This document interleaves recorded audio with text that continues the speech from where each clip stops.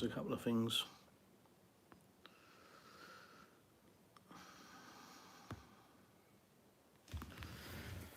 There we go. Wow, what a day.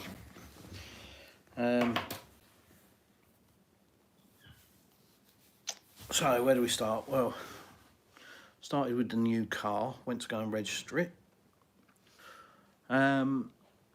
And whilst we were down near the seafront, I thought I'll get onto the seafront and have a look at this this event that's happening, which is, I've titled in my video, an environmental disaster, and I think that's an understatement, to be honest. And I was completely unprepared.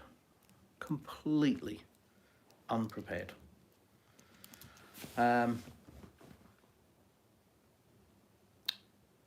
Yeah, I think I had in my head I better go and cover it, as you know, a lot of people are talking about this environmental disaster that's happening in the Black Sea at the moment, with these two oil tankers that have broken up in the Kerch Strait, just where Crimea is. Obviously we're only 60 miles away. And you know, I've seen some reports that this oil slick is coming through the Black Sea and it's going for hundreds of kilometres. And I've obviously seen, you know, the requests for help, people going to the beach and, you know, can you come and help clear up and that kind of thing. And I thought, yeah, I'll go down there and, you know, I'll film a bit and, you know, get it posted so people that aren't in Anapa can actually see what's going on, because obviously people are asking and want to know. And I just hadn't given it any thought as to the impact that was going to have. And I've just uploaded the video. I literally did a 6-minute video because I felt the bits, to be honest. Yeah, and I'm not ashamed to admit that. I just was completely unprepared for the emotional impact that was going to have on me. Really took me by surprise. Really wasn't ready in any way, shape or form. And have a look at the video. I don't know what I've said. I don't know whether it was coherent or not. But it's truly staggering, the impact that it's having. This oil slick that is washing onto the shore. And until I think you actually see something like that in real life, you will have no understanding of it. You just have a vision in your head that it's some oil. No, it's thick, like treacle, you know, really, really, really thick, almost like a jellyfish out of water. That's what it looks like, but black as black can be. And it obviously is floating on the water, and as it's coming on the shore, it's settling on the shore. At the moment, the saving grace is that the wind is blowing it onto shore, and it's blowing it back to the direction that it's come from, which is obviously the Kerch Strait. So it's limiting how far it's going. But the impact that it has had on our beach, on our town, Anapa, on the coast of the Black Sea, on the actual sand, is biblical. It's truly staggering, and it just completely took me by surprise. Just wasn't expecting it, wasn't prepared for it. Just literally went down there and thought, oh, I'll film this. And I think the biggest thing was the amount of people that were there, clearing it up, and they're there just with a shovel or anything they can find, and bin bags, and there are hundreds and hundreds and hundreds and hundreds of bags full of this treacle, this black oil, and it is everywhere, and you can see that there are just clean-up crews as far as you can see in both directions when you get to the beach, in groups of 50 or 60 or 100 people. I've seen reports that there are 4,000 people down there at the moment, I it's really quite overwhelming, because you get there and you just, you know, you look at it and just think, where do you start? Because it's miles and miles and miles, and the beach is just completely covered. But I've actually done 2 videos. I did the first video when I first got to the beach, which was a bit further up, and then I've done one from the town, because a lot of people are asking how bad is it, you know, at the town, and it's a lot less. I'm not going to lie, but it's still horrific. And there are people there, there are kids there, there are pensioners there clearing it up. But yeah, it's yeah, the effect. I mean, lots of dolphins have been killed. Seabirds. They've got clean-up stations down there for the birds. Obviously, a lot of those are dead. They're going to be staggering amounts of dead fish and sea life. Yeah, it's something, you know. So I do absolutely urge. That's the reason for coming on, dropping into a live, is just to sort of let people know there is a video. Please get it shared, so people can see what's going on, what's happened, and the impact that it's having. It is, yeah, it's remarkable. But what is, I think, most remarkable is the people, the Russian spirit. You know, people, you hear about the Russian spirit, the Russian soul, and as a Westerner, you don't really understand that. When you come to live in Russia, you understand it. You start to, I won't say I understand it, but you start to see it, to feel it, and it's a weird thing. It's hard to put into words. But if you want to know, if you want to fast track lesson into what that is, have a look at my video, because it's there, plain sight. People from 3 and 4 year old kids to 70, 80-year-old pensioners down on the beach clearing up this oil. It's deeply humbling, it's deeply upsetting, and it certainly was for me. You know, maybe you're thicker skinned than me, I don't know, but for me, I wasn't ready for it, and I broke down. I must admit, it broke me. So, yeah, let me just say hello to a couple of people. Laurie Ann just wanted to say happy early Merry Christmas. Sorry to hear about this disaster. Thank you, Laurie Ann. Same to you. Have you had any drones like in the US? There are fairly regular sort of attempts, I think. I don't know about what's happening in the US. I think it's just sort of, you know, these retail available drones that have been flying about. I don't really know the story, but certainly if you're talking about being launched from the neighbouring country, then that's, you know, that's a fairly frequent thing. Most are dealt with the anti-drone batteries, etc., etc. So, yeah. It all stands okay. Pick the bones out of that one. Andre, good evening, mate. Talking about oil tragedy. Yes, yeah, Andre. It's you know, go and watch my video. I've just, like I say, put a 6-minute video up. That's all I could manage, really, to be honest. So have a look. It will give you an idea of what's going on, and I'll be uploading a second video, which was of the town, after I'd sort of composed myself a bit, just to give people an idea of the beach in the actual town. But the first video is just outside the town, probably 2 kilometres further up along the beach. It's grim. How long did it take for one person to join your live? Don't know, 30 seconds maybe, not sure. Irvin, hi. Hello, Chris, good afternoon. Hi, Irvin, hope you're well. Hope that knee's doing okay.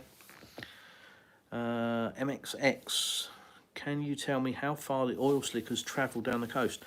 So I've seen reports of about 150 kilometres. I don't know how accurate that is. I don't know whether it's still out to sea. It's certainly on the beach, that I can categorically state, and it is still washing on to the beach, because some of the guys that are cleaning up down there are actually in the sea, you know, with waders on, scooping it out. Because the sooner you can get it out of the sea, obviously, the better. Yes, okay, getting it onto the shore is a massive clean-up, but at least once it's on the beach, then it should hopefully stay there.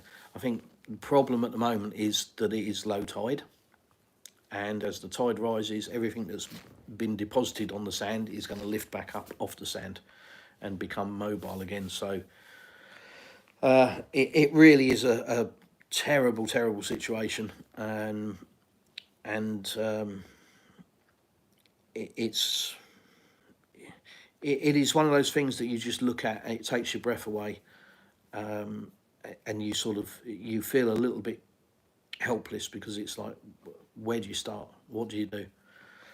The first thing I noticed, we parked the car at one of the administration centres to actually go and register the new car. We've got a new car now, by the way. So we went to go and register that, and I said, oh, I'll go and do this video whilst I'm down here. And as I started to walk towards the sea, towards the beach, the smell was unbearable, to be fair. Yeah, unbearable. And I didn't realise what it was at the beginning. It smelled like old engine oil. If you're a car guy and you've ever smelt that, you know what it is. And it's a horrible, horrible, horrible smell. It really is disgusting. And it was so strong, and I was, it hadn't dawned on me that that's where it was coming from. My initial reaction was, oh, cross, what's that smell? And after a few seconds carrying on walking, then I realised that's from the beach. I'm sort of 200 metres away at this point. And I thought, bloody hell, how bad can this be? And then I got there. Most people are wearing respirators or face masks. There are reports of a lot of people, suffering a fair bit with this. It's something that you read about. It's something, certainly in my lifetime, I remember the Exxon Valdez, when that broke up and it was a huge environmental disaster. And, you hear about these things, and you see news reports, and you see this black oil washing onto the shore.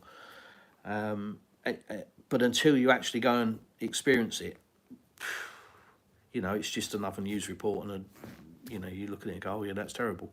But actually going there and the smell, like I say, that it burns your nostrils. It's horrible, absolutely awful. And it's a windy day. So, standing on the beach on a windy day and having this smell, it give you an idea of how much oil is down there. Yeah. Blimey, let me catch up before I run out. Hello from Basildon. IH, hi. Era Ishal, sorry mate, I'm not. Back to your mum's basement for you. Irving, getting better slowly, thank you. Good. Andrew Ray, the English are in danger of getting hit by a nuclear torpedo. Are they? Okay. Andre, hi Ken. Yeah. Lucky Gaming, how old are you, sir? How old do you think I am? Be polite. Angelo Di Paolo, saluti dall'Italia. Hello from Italy, I'm guessing. Hi, Angelo. Thanks for the answer. Do Russian authorities have a clean-up plan? That I don't know at this moment in time. I'm literally just sort of reacting, and this point of this live really is just to sort of discuss it a little bit. And yeah, I'm just reacting to, a bit of a shock to the system, to be fair. So I don't honestly know. Yeah, if I find out any information, I've posted a couple of things on my Telegram group. Any more information I will post on there. I've got a second video to upload to YouTube, which I'll probably upload tomorrow. And then I may, now I've sort of seen the scale of it, I may well go and do a much more in-depth video over the next few days. Now I understand what's happening.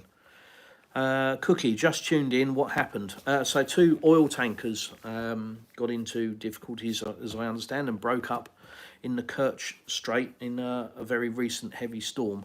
And they've broken up, and the oil, the contents of these oil tankers has come out. So we're dealing with a massive oil slick that is washing onto the shore of the Black Sea.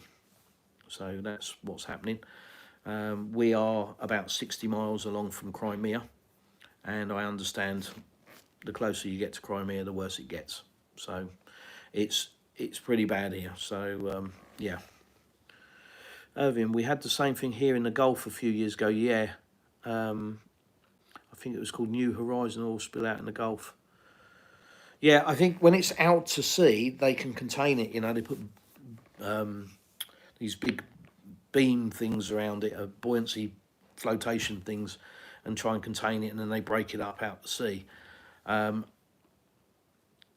For us, it's washing onto the beach. So, you know, the wind has pushed this oil slick inland, which, you know, is probably a saving grace, I guess. I don't know, I might be wrong about that, but from my point of view, getting it onto the beach and out of the sea as soon as possible is going to be a good thing. So hopefully it'll do.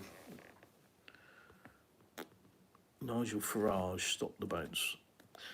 Yuri, are we doomed to encounter such industrial, ecological incidents in the era of technology, drones and AI? Isn't it a relic of the past?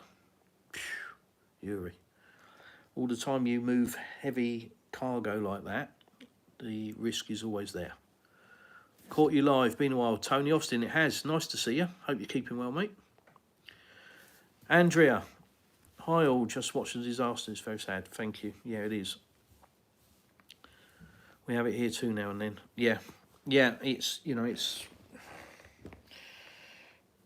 when certain tankers used to flush out their tanks out at sea, there were problems, and obviously there was regulations brought in to stop that. But when they actually break up and their contents get dumped in this way, then, you know, it's a much bigger scale and a lot worse. So yeah, please have a look at the video if you haven't. I've only just uploaded it, so you probably haven't, but please have a look at the video. Please share it. Let's get the message out, let people know, and certainly to Russians, any Russians that are in the area or even not in the area, if you want to come down and help, it will be gratefully received, I'm sure. As for any more updates regarding, you know, the clean-up operation itself and that, I'm going to have to find out, because I've literally been sort of taken by surprise with it to a degree. Whilst I knew it, you know, something had happened, I had no idea of how big that was, the scale of that. So yeah, so that's today. Moving on, I'm more than happy to come back and answer your questions about it in any way I can, but we've bought another house. Yeah. Some of you may know we've just finished our house that we've built here in Russia. We've literally just finished it. The final part of the sauna build was uploaded a few weeks ago, and yeah, been enjoying the swimming pool this summer, and we're enjoying the sauna at the moment. So it seems a little strange to have decided to sell it and buy another house and do it all again. I think my wife had been thinking about it for a long time. I hadn't at all. So when she suggested it, it was a bit of a blindside for me. And I'm like, are you mental? We've just got this house to how we want it, and we've just got the garden to do now. We've done the front garden, just got the back garden to do now. And you want to sell it and move. But yeah, we kind of, did we build the wrong house? Yes and no. We want a house on one level. So you might ask, why did we build a house on 2 levels? It's a good question. I think that was driven by me, partly. Also, the portfolio of the builders, they didn't have a single story house, what we call a bungalow in the UK, that I like the look of, that was big enough in my head, so I just sort of dismissed it. And then we designed this house and pressed on with that. But we're not getting any younger. Stairs are uninteresting. And yeah, I think, you know, the wife's absolutely right that we're going to not stay in this house forever. We're going to move, so why not move sooner rather than later? Move now while we're still able to redevelop it, change it, add to it, rather than later when we have to do it. So that's what we're doing. We're buying another house. We've put a deposit on one. It's a single story house. Again, there'll be some photos in my Telegram group. But it's the same size as this house, but only on one level, with same size piece of land, with the option to buy additional land, potentially, which we might do. And probably some of the things that we did with this house that we carefully thought about, we wouldn't do again. So things like the kitchen window, for example. Nothing really wrong with it, other than we just wouldn't do it in future, because we've got a big set of sliding doors on the lounge that lets loads of light in. We don't really need it.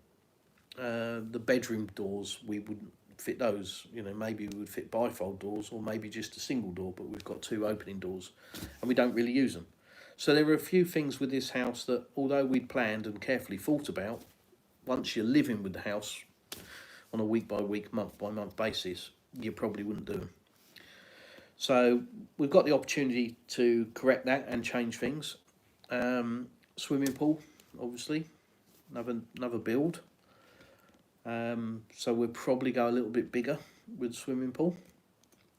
Same with the sauna. We'll build a bigger sauna and a bigger outdoor shower room. And we will probably landscape the garden with a large outdoor building, large terraced area, and outdoor kitchen kind of area, pizza oven, grill, that kind of thing. Yeah, so lots and lots and lots, you know, heads fried. We've just finished this house and now we're diving in again for another 2-year project. So heads a little bit fried and pieces of paper everywhere with ideas written down, and it's, you know, it's going to progress as it does. On top of that, started the temporary residency permit process. So we were in Krasnodar recently, doing my medical bits and pieces, and I'll be making, or I have made, a couple of videos about that process. So I shall, once that's finished, I'll upload the videos, and then if you're looking to come to Russia and you want to go for the temporary residency or the Decree 702, which is its number, then that might give you some idea of what to expect. You can obviously hire a lawyer and get the lawyer to do it for you, or you can do it yourself. Choice is yours.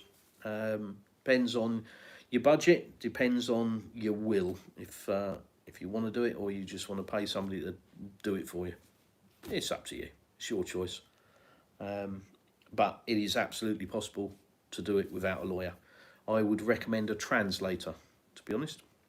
But, you know, I'll upload the videos, see what you think. If that's any help, then great. Right, let's have a look. Let's catch up with some of your comments.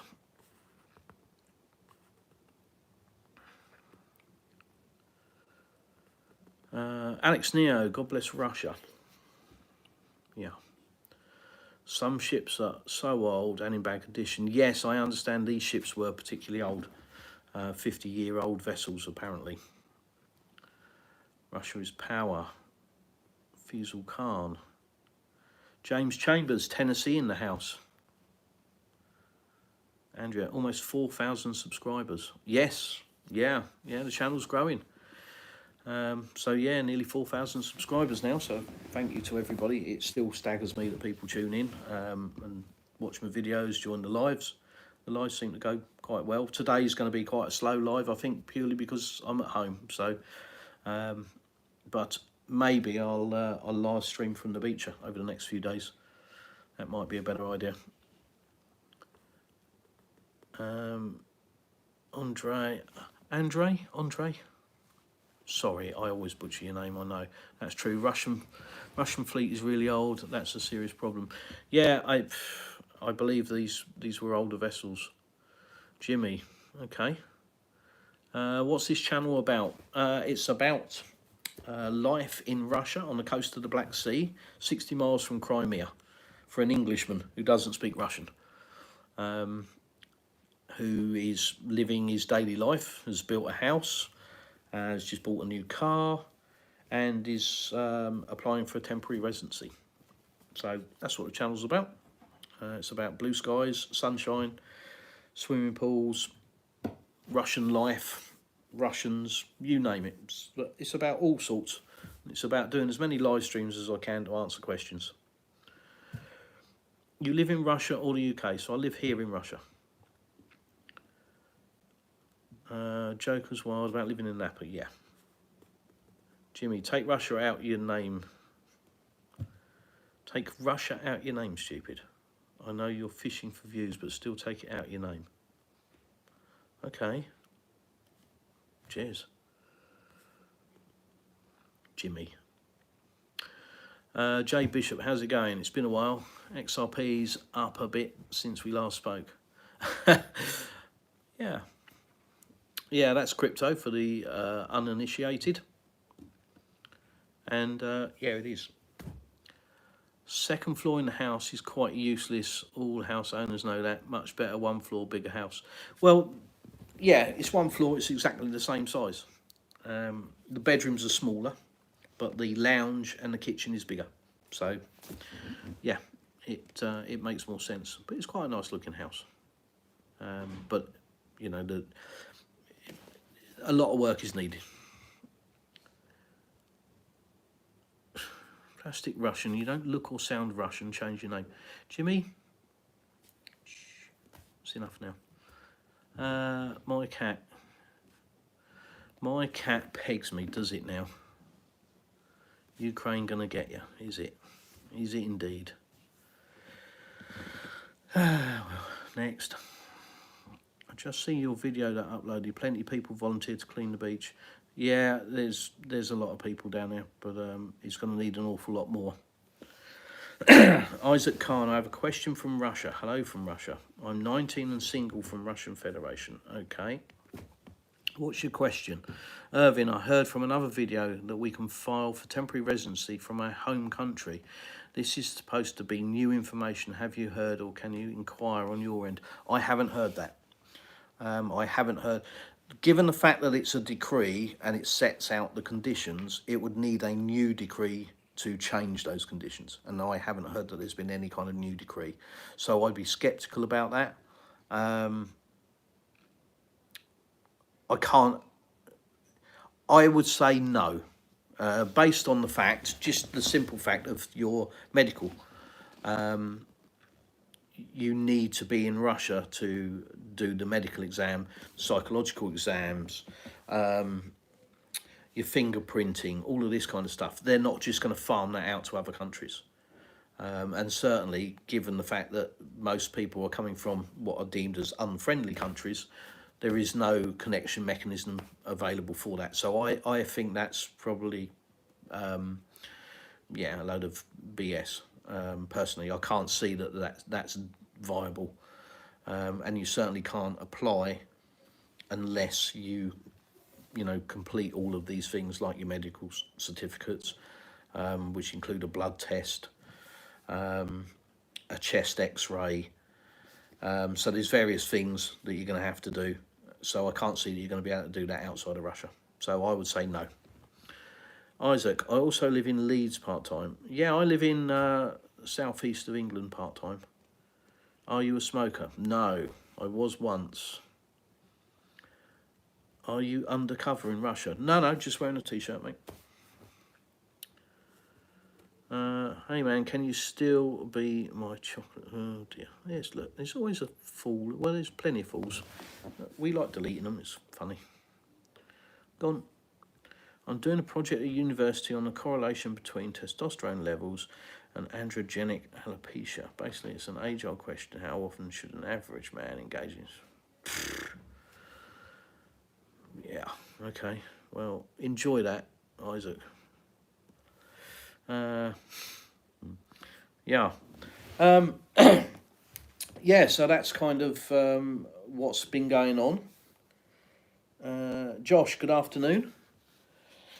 Yeah, new car is another Haval. So some of you may have seen the video that I did about selling the F7X, which we've had for 18 months. It's been a great car, Chinese car, but it's been great. Can't fault it. My only gripe really was with the steering wheel. I felt it was a bit plasticky, but apart from that, the car was great. And that's why we stuck with the brand. So we've now upgraded to a Haval H9, which is a Chinese Land Cruiser. I suppose that's probably the best way to describe it. And I've got to say, I'm really impressed with it.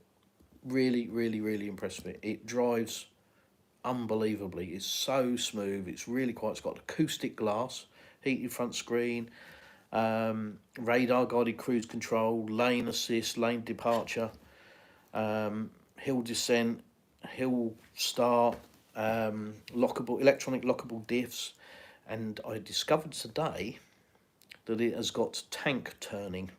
So I don't know if you've seen the videos where the car turns on the spot like a tank. It's got that. So I'm definitely going to be trying that out because that looks super cool. But yeah, loads of kit, massage seats, heated seats, air conditioned seats, air cooled seats. So yeah, lots and lots of spec. Drives amazing. It just felt like my Range Rover, to be honest. So really, really happy with it. And about a fifth of the price. So yeah, it's pretty much a no-brainer. And we had an amazing deal. If you've seen the video from the dealership, they were wonderful. Had an amazing deal on the car, and yeah, it's in the drive. I will do a review of the car at some point and post that so people can see a real world rather than a journalistic approach to the car. You'll see a real world version. I'll show you around it. But so far, absolutely love it. And off-road, it is it is amazing. So it was off-road within 24 hours of owning it. Got to be done. Covered in mud. Brilliant. What do you do for work? Isaac, I do nothing for work. I am retired. What was the motivation to go to Russia? Because we love Russia and we don't want people to do espionage over here, bro.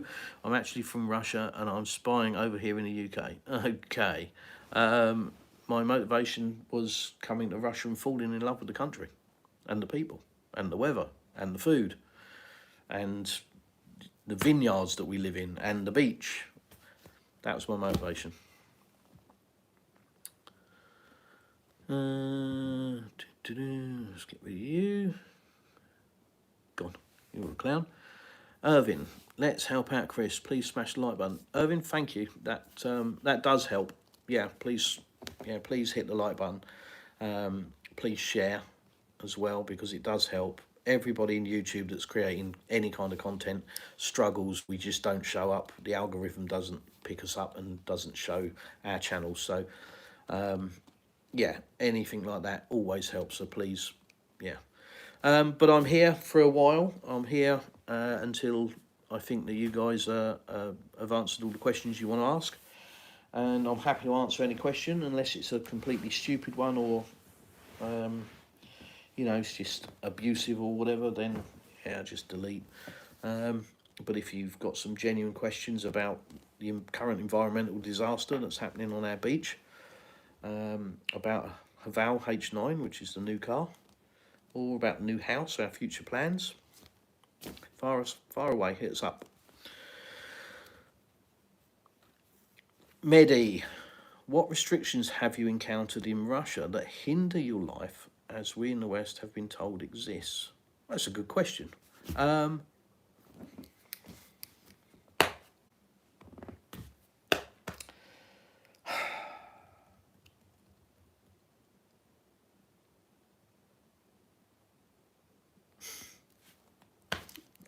can't think of any.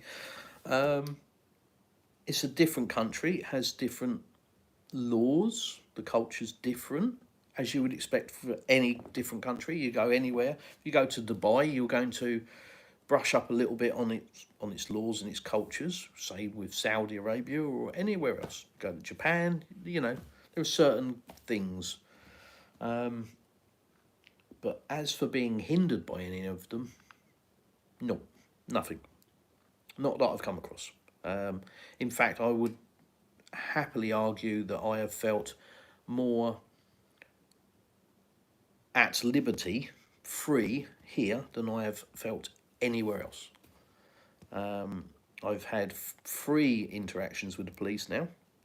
So I had another one a couple of days ago. And every time they have been lovely. Really, really nice. Super helpful, super friendly, extremely polite. So, you know, all the horror stories that you hear, that's not what I'm seeing. That's not my experience. My experience of Russia is truly staggering, very, very humbling. And everybody is, as I've found, has been lovely to me. So I can only speak how I find. And in my area, in our village, the local shops, the people love it. It really is. It's an eye opener. That's why I came here. It's an eye opener. The West has become degenerate. You know, I went back to my hometown in May, and it was really upsetting. To be honest, it was really quite sad to see the state of the place. And it shouldn't be that way. It really shouldn't. But I'm sure that's Russia's fault somehow, because everything's Putin's fault, isn't it? Let's face it. That's the Western narrative. Yeah. It's just a bit of projection, isn't it, I think? I don't like the West. We've all been brainwashed in the UK. I think that's absolutely true. I was guilty of that.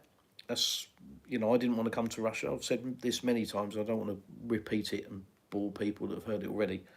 But I didn't want to come here because I knew what Russia was in my head, based on years and years of it being pumped at me through the telly box. Only to come here and find out that none of that was true. And it was the complete opposite of everything that I've been told. I've never felt so safe. I'll tell you that for a fact.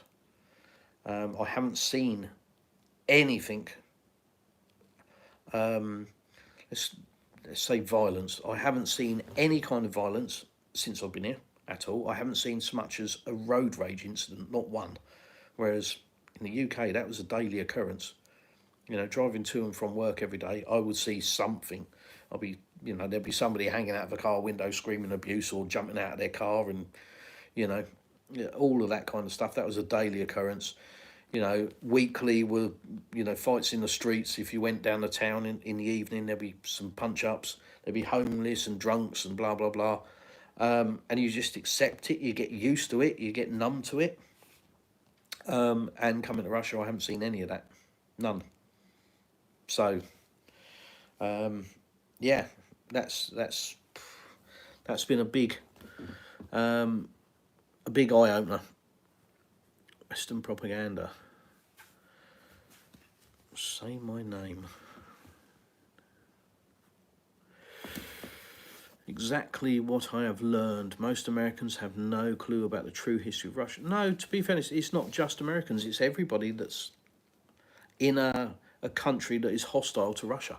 Your view, unless you go and do some independent research, unless you spend time on the internet finding out from different sources, your news, your view of the world, and especially Russia, is going to come from a one-sided narrative. It's going to come from the mainstream media, and it's not news.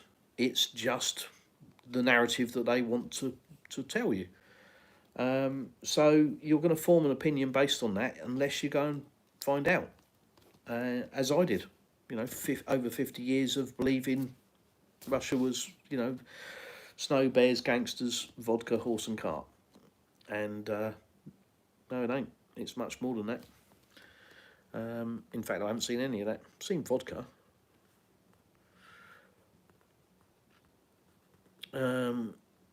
Are you on a visa or get citizenship? I'm on a visa. Patrick McKernan. No idea what that says. Lemon, you look like my dad. I went out. I popped out down the shops, didn't I? Didn't come back. Sorry, son. Preaching truths there, man. Josh Mackey, thank you. You might be in the tourist zone, my chap. Okay. Lemon, you better have gallons of milk. Yeah, I mean, certainly coming to Russia and understanding and realising that what I'd been told about the country wasn't correct, it makes you then question, well, what else isn't correct? You know, Syria, Afghanistan, Libya, what else isn't correct? When you start delving into those, then it really is an eye-opener. The world changes for you. And it's the same with the current conflict. When you understand that and you start looking deeper, it's quite scary as to what's really happening around the world. So yeah, I urge people, I absolutely do, to go and do some homework, do some research. Don't just believe what you're told because that's the easy option. Just go and do some research.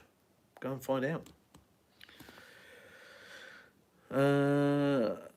Patrick, spend a week in Cupertino. Okay. It's okay, Dad, just come home, Mum's missing you. Sorry, I've moved on. Afghanistan is a brilliant place. I've never been. I have no knowledge of the place, but I certainly have learnt after coming to Russia that I wouldn't form an opinion without going there. Whereas prior to that, like most people, you just are told what you're told, so your opinion is based on that. But when you come here, like I say, when I came here, it was just an eye-opener. You know, it was very confusing because nothing made any sense. Everything that I could see didn't make any sense for what I believed Russia was. So it was very confusing, very disorientating, and it's taken a while to actually understand it.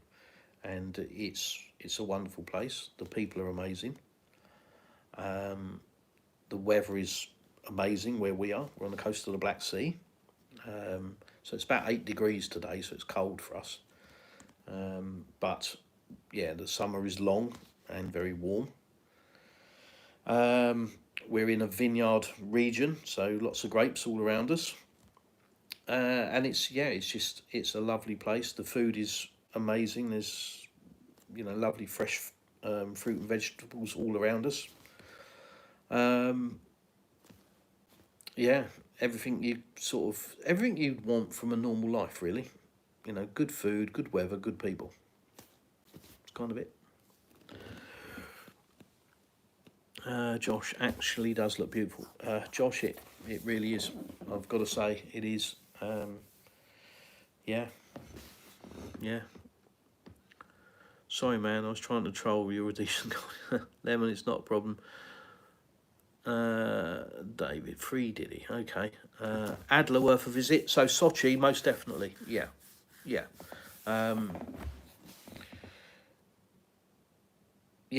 it's smaller than I thought, but that said, I probably didn't see, you know, the vast majority of it. I saw the main centre of Sochi and the marina.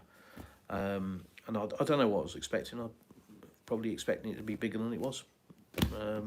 But yeah, definitely, without a doubt. Most people don't want to believe that Russia is really okay country with nice people and normal life. The easiest way to check reality is to make a visa. You can do it through the internet. Yeah, that's it. That's go and find out. You know, people say, why have you moved to Russia? Why not?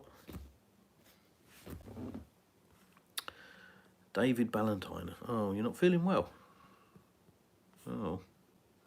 Oh, that's a shame. Are you near the oil tankers that split and sank? They're about 60 miles up the coast from us, but as I started this live stream, it's the oil slick is on our beach. It's grim. I've just posted a video, about a 6-minute video down from the beach. It's grim. It's horrendous.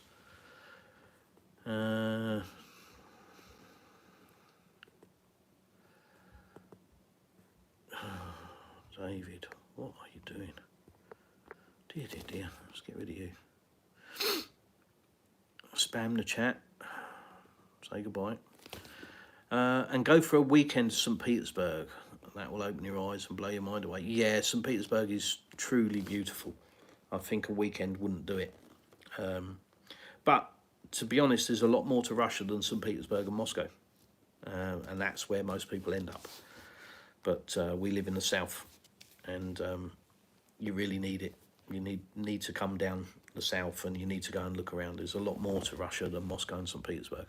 This guy needs mods. Nah, I'm all right. I'm good. David's gone. I'll catch up, and they go. Speaking up for your boys. This chat is full of trolls. One even defends the paedophiles. Yeah, they're temporary. You know, a bit like pain. It's only temporary. Andrea, yeah, hit the road, man. He did. He's gone. Hopefully they can get cleaned up. It's a shame. Yeah, I mean, they will clean up. There's no two ways about it. Once you live in Russia, you understand a bit about the Russian spirit, and it'll be done. There is no doubt about that. But it's a massive task. It's a mammoth task trying to clean all of that thick oil. I've never seen oil like that. It's obviously the unrefined raw state, and it's just like thick treacle. Really, really, really, really thick. It's horrible. How much is a beer right now? Really depends. Huge variation in price. If you go to a club, it's going to cost you, far more than, your local shop. But I think we bought 1.5 litres of craft beer for 150 rubles. So, yeah, what's that? About £1.30 in English money for 1.5 litres. So, yeah, pretty cheap. Beer's cheap, champagne's cheap, very cheap, £2 or £3 a bottle. Wine, very cheap. So, but that's because we live in a wine region, so it's going to be very cheap, isn't it? But yeah, USD 150. Yeah, it's about right. Yeah. Andre, agree, but hard to suggest right away. Siberia region or Vladivostok. Easy to start from Western region. My advice to anybody wanting to come to Russia and potentially move to Russia is do your research before you come to Russia on the climate. Start there. Said it a million times, and I'll always say it. Start with the climate, because Russia's a big place. So you need to research what kind of climate you want to live in, and then you need to research the regions that will give you that climate, because some regions will be very snowy and cold, some regions will be very hot, and it might sound like I'm stating the obvious, but you need to research those regions at different times of year. It's really important, because that's where you're going to be living, that's what you're going to live in, so that's your first, your first port of call is what kind of weather you want to live with. A lot of people say, it's all about work, but there's virtually zero unemployment in Russia. It's extremely low percentage. So there's plenty of work.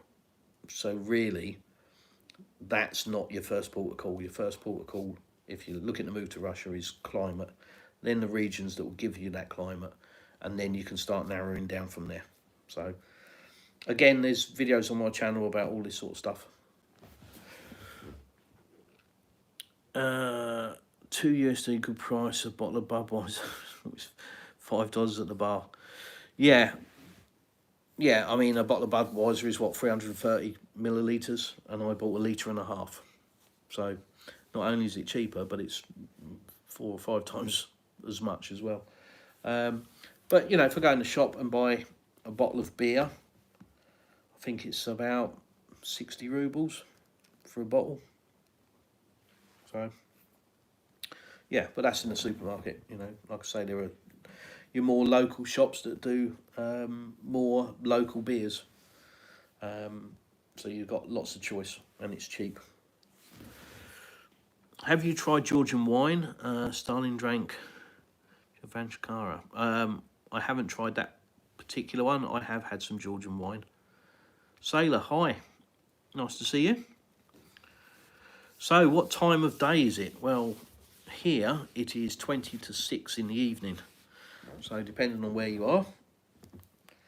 And I'm going to be going to cook dinner in a minute. So, I'm up to date with the chat, which is good news.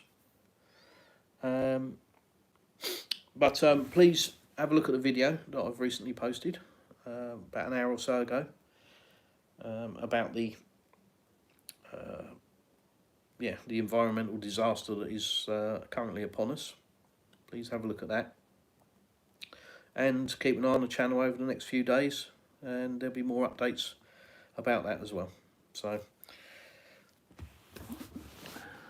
are there many cattle farms, beef or dairy? Do you know what farmland is priced at? John, I don't. It's not something that I've taken any notice of, farming, to be honest, because we live in a wine region, so most of the fields around us are growing grapes or crops. So I haven't taken a great deal of notice of cattle farming. And land, I don't know how much that would be.